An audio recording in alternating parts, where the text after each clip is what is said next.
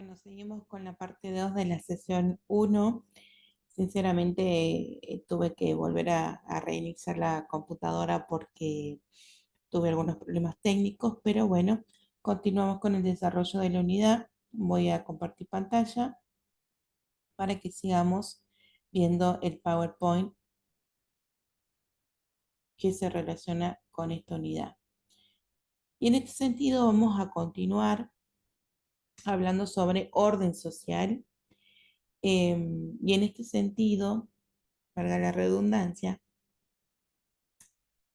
el orden social se relaciona también a un orden cultural, en el sentido, y vuelvo a repetir, es un sistema de diferencias organizado que proporciona a cada uno su identidad, identidad que los sitúa en relación a otro o a otros.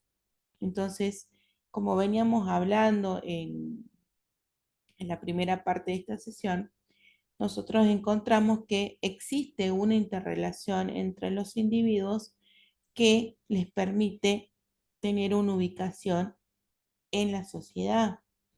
Eh, Como habíamos hablado también sobre la teoría de Bourdieu, eh, respecto del hábitus, respecto de cómo las personas van adquiriendo ciertas costumbres, ciertos modos de ser. Esto se da también particularmente por esta relación, esta identidad o esta identificación que tienen en un lugar, en un contexto determinado, ¿sí?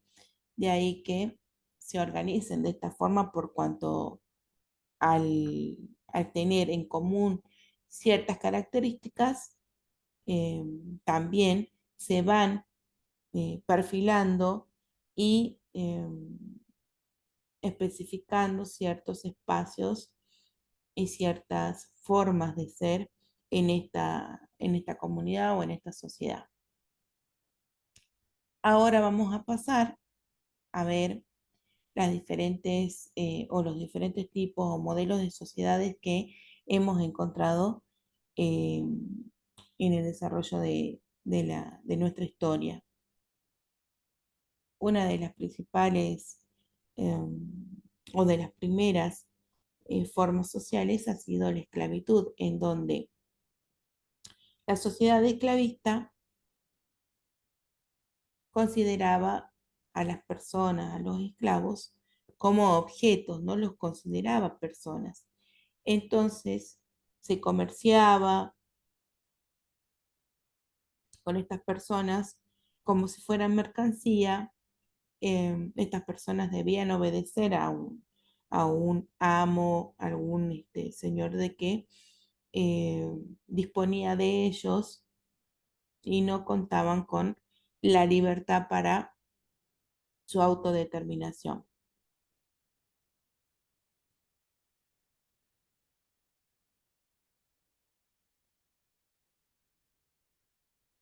Bueno, en este caso, esta parte de la diapositiva habla sobre las sociedades primitivas.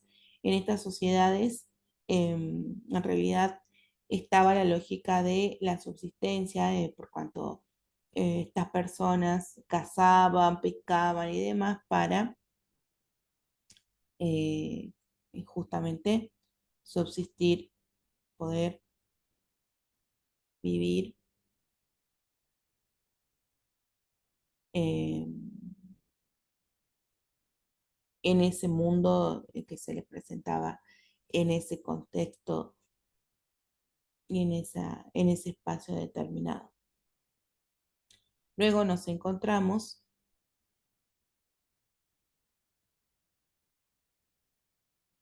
con diferentes autores que están en pantalla: Hobbes, Marx, Parson, Habermas.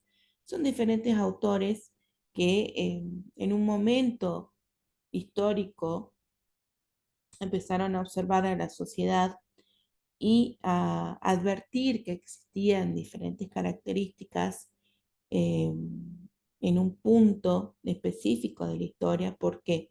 Porque veníamos de una sociedad feudal y pasamos a una sociedad industrializada, a una sociedad moderna con diferentes formas de ser y de hacer que no estaban previstas o no se habían presentado hasta ese momento.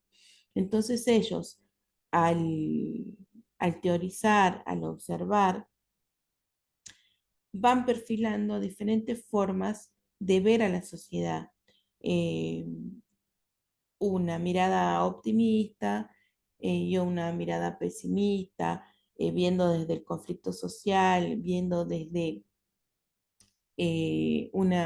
una perspectiva biologicista, viendo a la sociedad como eh, algo que se reproduce, se va replicando a medida que va pasando el tiempo, y otra mirada donde el conflicto social es permanente y es el productor de cambios, pero a la vez también existe una explotación del hombre por el hombre mismo. Entonces, vemos que estos autores van dando su versión sobre la mirada que tienen respecto de la sociedad.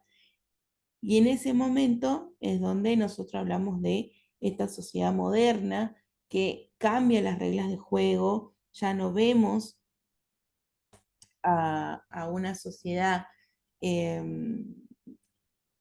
en donde predomina el señorío, el dominio de una persona que protege a los habitantes, a los campesinos. Estamos hablando de esa sociedad previa a la modernización, que es la sociedad del feudalismo, en donde el señor feudal tenía la propiedad del territorio y también tenía a disposición a los campesinos que producían para él, y a cambio él les daba su protección.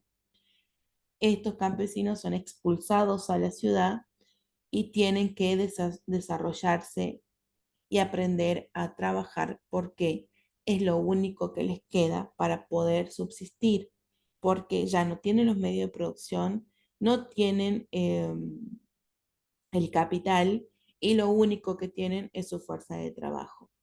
De allí que se vaya reconfigurando este modelo, que es el que nosotros conocemos actualmente, en donde las personas venden su fuerza de trabajo a cambio de un salario que les permite una subsistencia y además la reproducción. Y luego encontramos en esta unidad otra, otro concepto, que es el de cultura, ¿sí? Y aquí encontramos características específicas, contextos específicos. Por eso, al entender sobre la cultura, sobre la identidad de las personas, tenemos que entender también sobre las costumbres, las tradiciones que hacen que una sociedad sea de tal o cual manera. Por eso nosotros vamos a entender o vamos a observar de que no todas las personas en una sociedad determinada tienen formas de ser y de hacer las cosas respecto de otra sociedad. Por eso nosotros encontramos que en Oriente, en Occidente, las formas de gobierno, las formas o sea, las ideologías se modifican, cambian, eh, y los pensamientos también, a partir de todas esas costumbres, todas esas tradiciones que se incorporan como ingredientes a este concepto que nosotros denominamos cultura.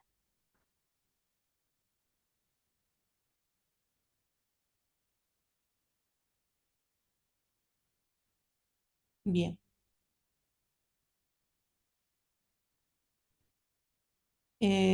Después vemos lo que es vida cotidiana, que es la forma en que las personas se van interrelacionando, primero con un núcleo primario que es su familia, las relaciones más cercanas, y luego con el resto de la sociedad. Y en esta cotidianeidad se va desarrollando también lo que nosotros conocemos como costumbres, como tradiciones, en las cuales las personas van reproduciendo estas formas de ser a partir de repetir esas conductas en el día a día.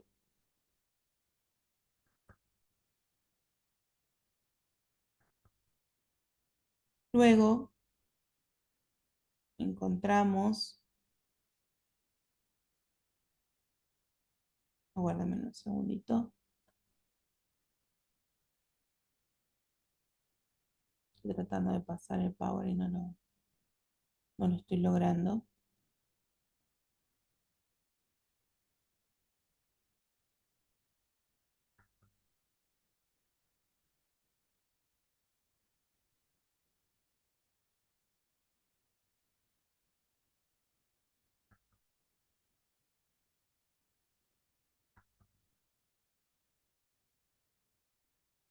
Bueno, después viene uno de los últimos temas de esta sesión, que es la construcción identitaria. ¿Sí? En este sentido, encontramos que una sociedad determinada en un contexto, en un tiempo determinado, tiene características particulares. ¿Sí? Y en esta construcción identitaria nosotros tenemos que pensar qué características particulares hacen que nosotros seamos lo que somos eh, como nación, como ciudadanos, en un territorio determinado. Entonces, ahí vemos de que, por ejemplo, en Argentina se desarrolla la música, el folclore, se desarrolla, por ejemplo, la pasión por el fútbol, eh, por ejemplo, el tango. Entonces, hay ciertas características particulares que hacen que el territorio o ese espacio determinado tenga ciertas características que lo identifiquen respecto de otros espacios, de otros lugares, de otras sociedades. Y ahí es donde nosotros encontramos este concepto de construcción identitaria, que no es un concepto que es de un día para el otro, sino que viene en el correr del tiempo, viene a través de la historia, viene a través de los hechos que se van produciendo, se van suscitando en esta sociedad determinada que hace que sea esa sociedad y no otra. De allí que nosotros hablemos de identidad. Bien, yo voy a llegar acá, hasta acá con la clase. Hemos abordado los temas más específicos y puntuales. Así que yo les pido particularmente la lectura del material de la, de la sesión para que puedan aportar posteriormente en, en su exposición, en su trabajo y crecer también respecto de ciertos conceptos que hemos abordado durante la sesión. Así que les agradezco. La verdad que se me complica bastante. Estoy teniendo unos problemas técnicos. Calculo que se irán a solucionar luego. Pero bueno, he tratado de abarcar y desarrollar lo más posible la unidad o sesión 1. Agradezco y nos encontramos próximamente en clase.